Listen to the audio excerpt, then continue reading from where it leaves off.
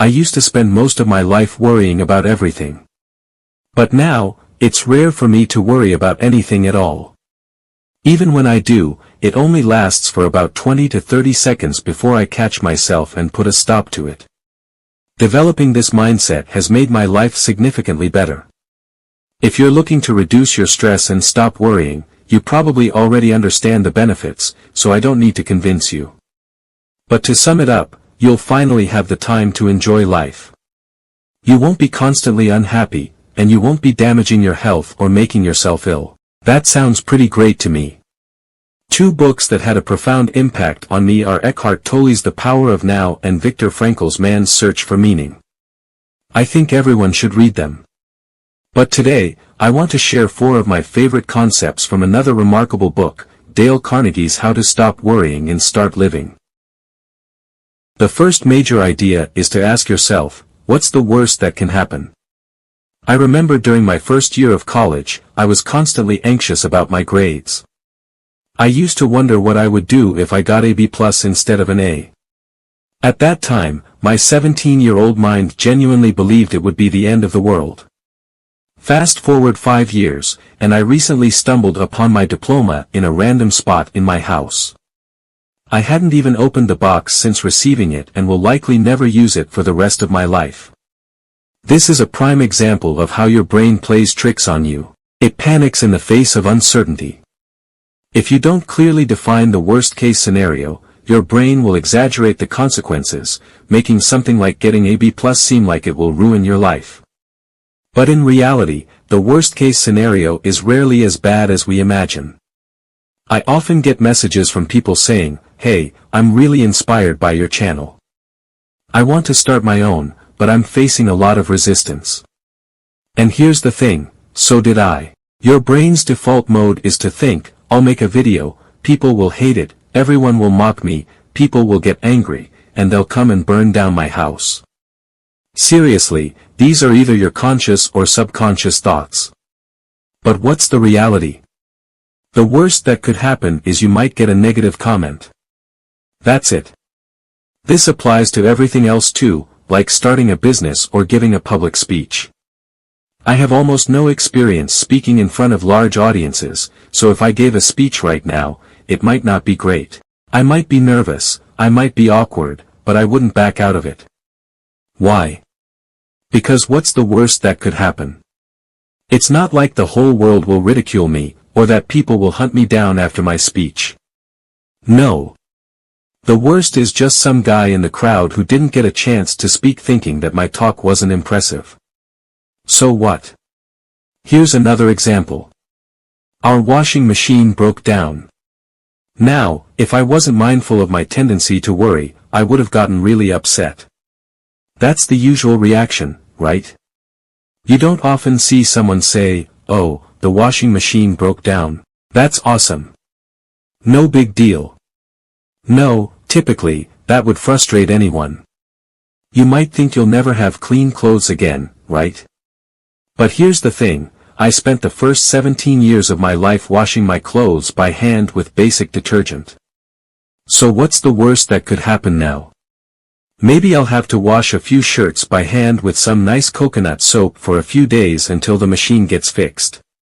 Or perhaps I won't be able to wear my favorite shirt and will have to choose from the 20 other great ones in my closet. It's actually pretty ridiculous when you think about it. So always ask yourself, what's the worst that could happen?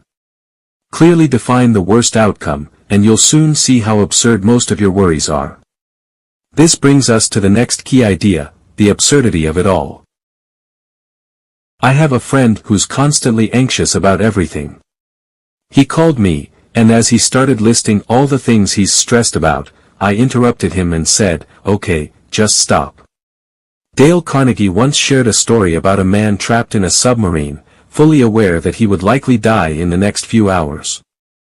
As he sat there, he thought about all the trivial worries he used to have at home and how ridiculous they seemed in the face of death.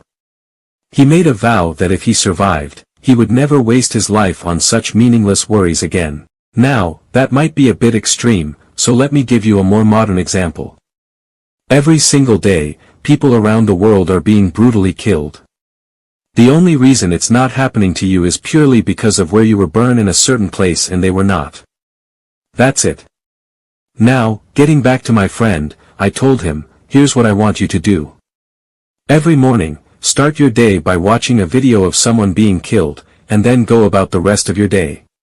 He panicked and said he couldn't do that he can't stand the sight of blood, and so on. But here's the thing, I know it sounds harsh and morbid, but I don't care.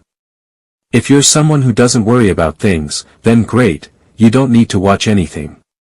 But if you're constantly stressed about trivial matters, then you have a problem. You either address it or never ask again how to stop worrying. Here's what I can guarantee you, if you start your day by witnessing something as horrific as that, nothing else that happens to you that day will feel significant enough to justify getting upset. Yes, after seeing something so extreme, you'll feel a deep sense of discomfort when you start to complain about things like wanting a raise at work, getting a B+ instead of an A, or dealing with a broken washing machine.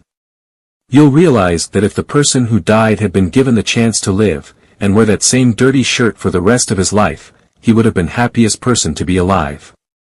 You'll understand how absurd your worries really are.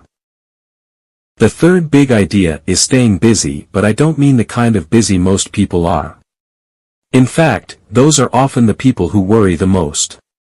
Take, for example, the person who works 12-hour days, then goes home and spends the evening glued to the news, stressing over whether or not someone should be allowed to marry who they love or panicking about immigrants coming to take their job, as if they're the only one who deserves it.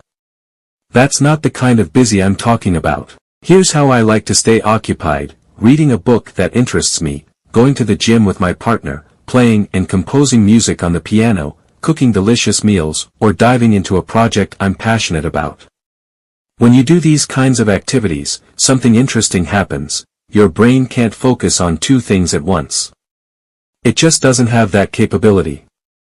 You can try it right now if you want. You can't simultaneously think about your broken washing machine and how much you love playing soccer. That's not how your brain works. So, the best way to push negative thoughts out of your mind is to fill it with positive ones. Stay busy doing what you love, and your brain won't even have the space to worry. Finally, consider this thought-provoking question. Imagine you spend your whole life working and stressing to accumulate a lot of possessions, like your home and all its contents. If you're fortunate, after 50 years of effort, all your belongings might be worth $1 million. Here's the question, would you sell your legs for $1 million? How about for $1 billion? Probably not. And would you sell your arms for another $1 billion? Likely not. So, you already have something you value at $2 billion, if not more. You don't have to be a Zen master to appreciate this. Even if you're a driven capitalist like me, you should get this. You have something immensely valuable, your body and health, yet you ignore its worth because you're consumed with worrying and stressing over things that might only amount to $1 million at the end of your life. And even reaching that amount is not guaranteed. Think about how absurd that is. It's like having a huge mansion, a private jet, and every luxury car you've ever wanted, but you don't use or enjoy any of it because you're too focused on worrying about whether you can one day afford a basic car like a Corolla. That's both crazy and sad. You already possess something far more valuable than anything you could buy, so stop neglecting it and spending time worrying about trivial things, like a small increase in your phone bill. If you enjoy this video, give up a thumb up and don't forget to subscribe my channel. Thank you for watching.